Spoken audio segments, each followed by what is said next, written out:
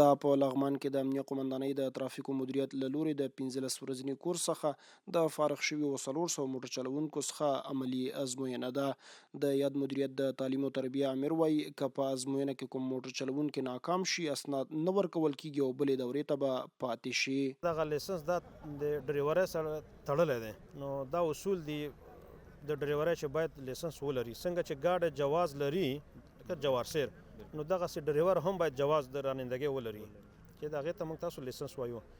نو زموږ بار بار دغه توصیه د ډریورانو ته هم دغه وایو چې بغیر د لیسنس نه ګوره څوک جادې ته داخل نشي، ډریوري دې څوک ونه کړي. بل لور ته فارغ شوي موټر چلوونکي د ترافیکي اصولو او قوانینو په برخه کې یادې زده کړې مهمې ګڼي. دا دونه موږ ته مهمه وه چې مخکې مثال موږ تلو راتلو په دغه لوحو په دغه نور علاماتو نه پوهېدلو، خو دغه 15 ورځو کې په دو پوه شولو چې دغه علامې څه معنی، په کوم ځای کې توقف، په کوم ځای کې نه درېږي، په کوم ځای کې باید په موډ شي، کوم ځای کې باید په کوم صورت اوسېږي.